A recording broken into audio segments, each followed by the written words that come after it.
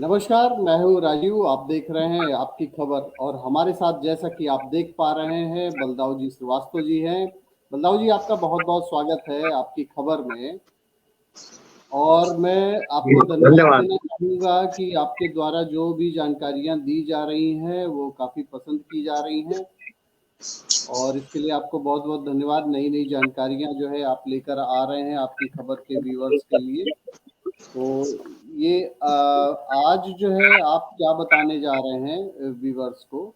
और पिछले जितनी भी आपने बातें बताई हैं लोगों को काफ़ी पसंद आई है, लोग उसमें काफ़ी क्यूरियोसिटी भी है लोगों में।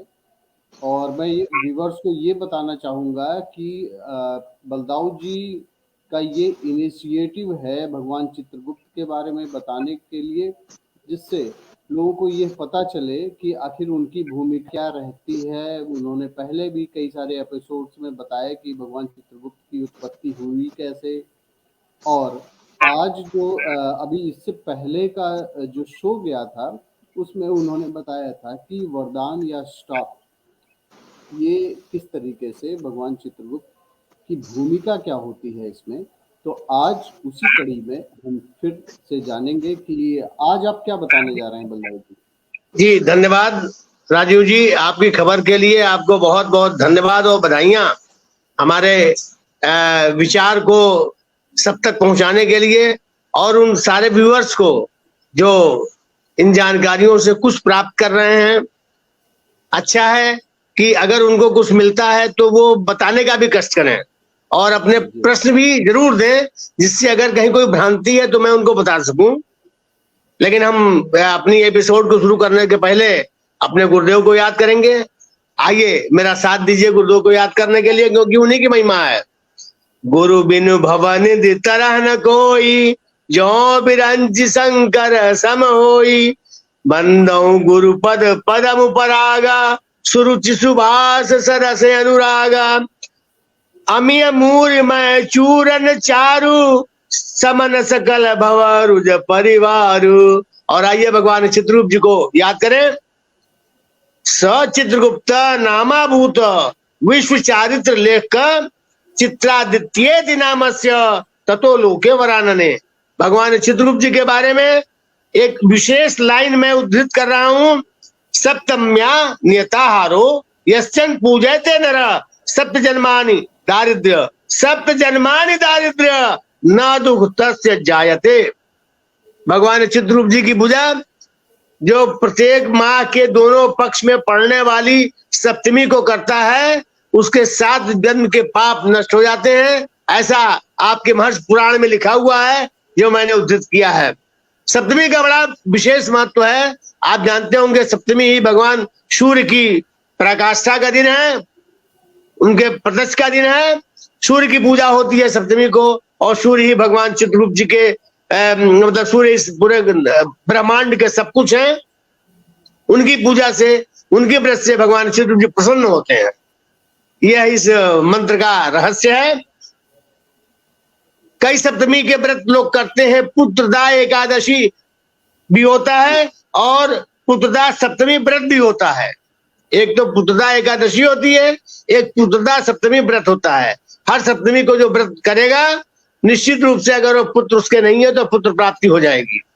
इसलिए मैंने विशेष रूप से इसका उद्धृत किया है। अब हम आइए, जो हमारा एपिसोड चल रहा है आशीर्वाद और श्राप। प्रश्न ये है विशेष तौर से कि कोई आशीर्वाद देता है तो फलीभूत हो जाता है।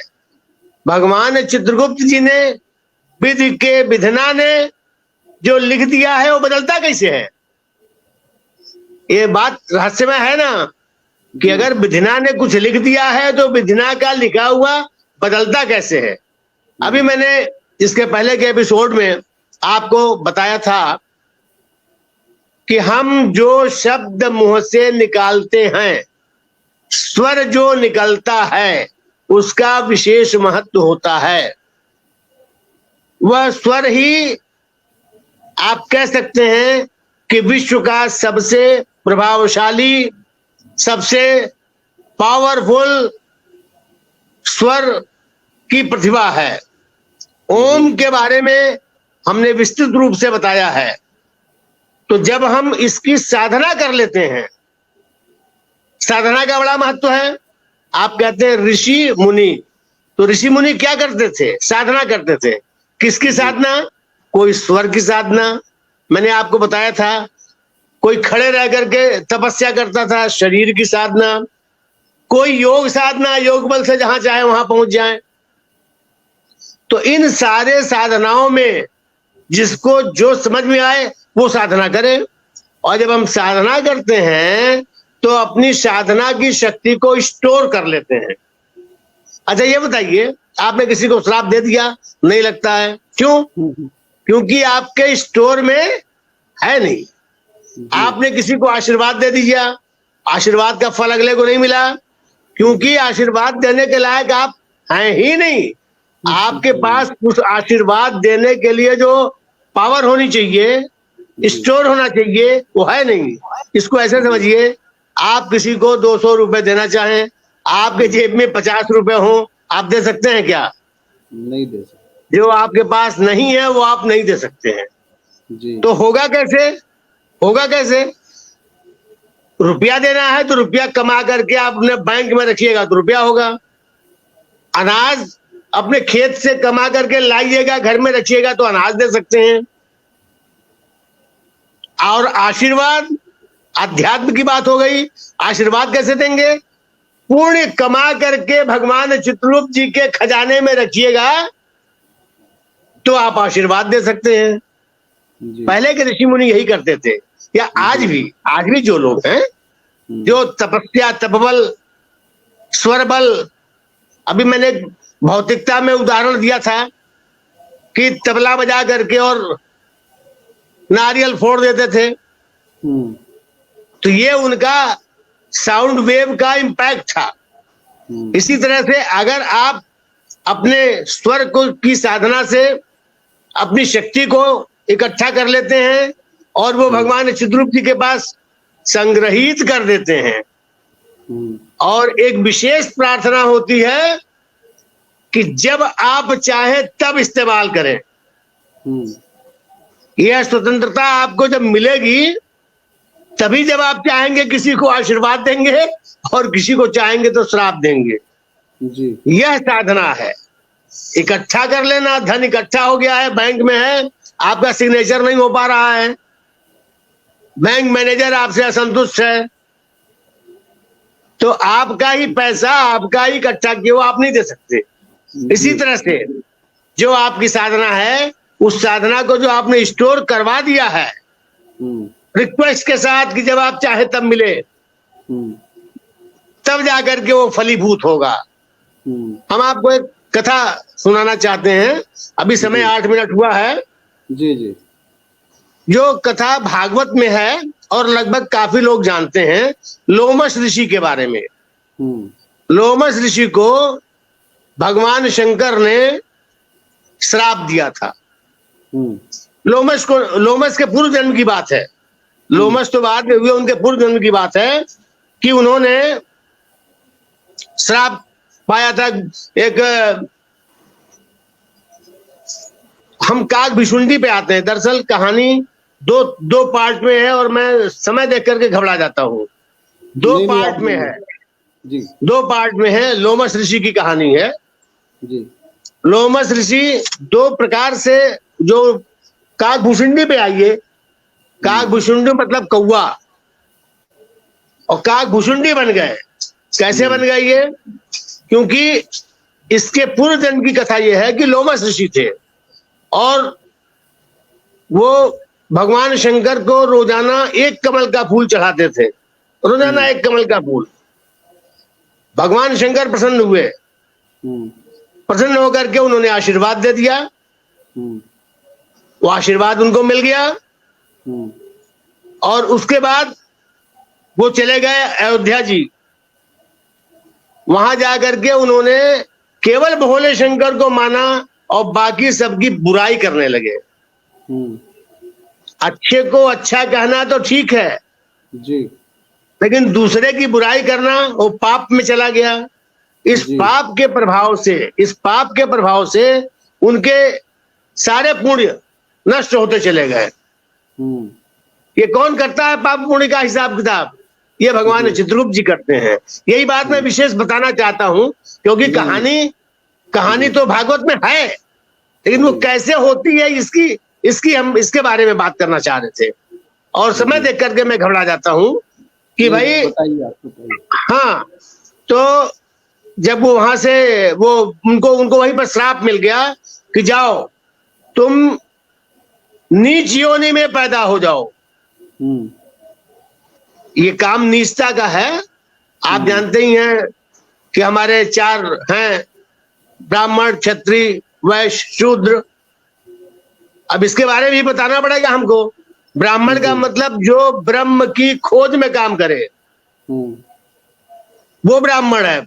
जन्मना नहीं, जो ब्रह्म की खोज में काम करे वो ब्राह्मण है। वो उसी कुल में थे, यानी ब्रह्म की खोज में थे। लेकिन गलती उनसे हुई कि वो दूसरों की बुराई भी करते थे, दूसरे देवताओं की, दूसरे भगवान की, अपने दूसरे साथियों की बुराई करते थे। इस नाते उनको मिला कि तुम शूद्र योनि में हो जाओ। शूद्र योनि क्या है? शूद्र योनि केवल सेवा के लिए है।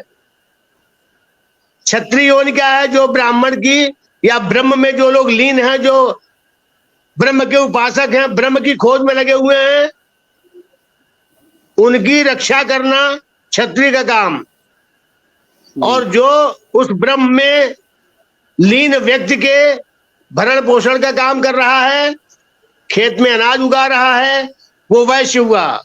और शूद्र जो इन तीनों योनियों के लोगों की सेवा कर रहा है, तालाब खोद रहा है, पानी ला रहा है, वगैरह वगैरह, हर प्रकार की सेवा कर रहा है, गाय पाल रहा है, भैंस पाल रहा है, वो है शूद्र योनि।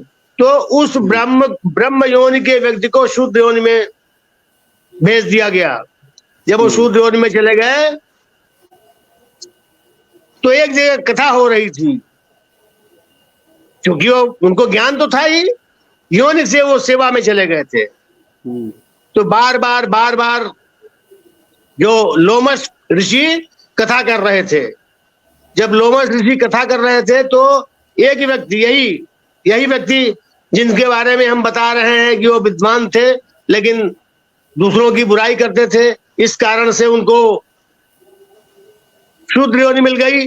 तो बार बार क्वेश्चन करते थे। लोमश ऋषि ने जो भागवत कह रहे थे, उस भागवत के दौरान बार बार कुछ कह रहे थे, प्रश्न कर रहे थे। तो लोमश ऋषि नाराज हो गए। उनका जा तू प्रवचन के बीच में बार बार काँव काँव कर रहा है, कौवा हो जाओ। लेकिन जो विद्वान व्यक्ति थे उन्होंने इसको सहर्ष स्वीकार कर लिया कि आपका श्राप मेरे को स्वीकार है।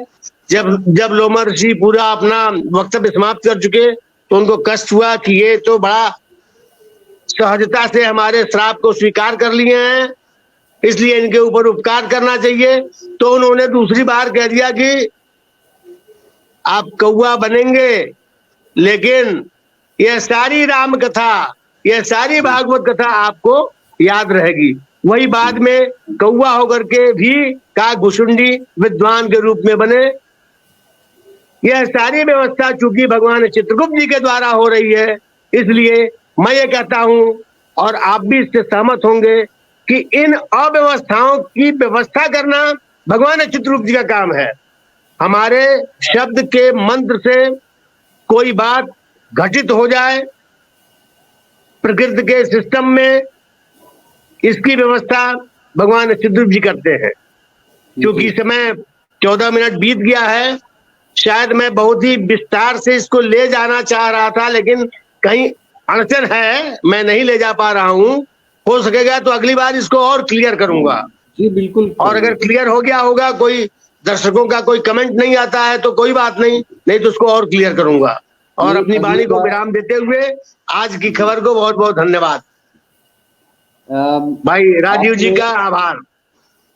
आपने जो बातें बताई अभी, इसको अगले एपिसोड में भी ले जाना होगा। जैसे आपने ये बताया कि किसी का भी श्राप या वरदान, आशीर्वाद क्यों नहीं लगता है, उसके लिए करना क्या चाहिए, इसको लेकिन और भी विस्तार से चीज़ों को हम आपसे रिक्वेस्ट करेंगे कि अगली बार जो है आप इसको और भी विस्तार से, क्योंकि ये केवल एक आध्यात्म की चर्चा नहीं है। आपने जो सूत्र बताया, मुझे सुनने में ही ये लगा कि ये तो पूरा मैनेजमेंट का फॉर्मूला है कि हम कोई भी बातें अगर बताते हैं तो वो क्यों नहीं सही जाती हैं, या हमारी जो एक्सपेक्टेशन होती है कंपनी के लिए वो क्यों नहीं फुलफिल हो पाती हैं, और कई बार छोटी सी भी बातें बहुत ही ज्यादा जो है वो लग जाती हैं। तो मुझे बिल्कुल बिल्कुल, इसको क्लियर करेंगे हम।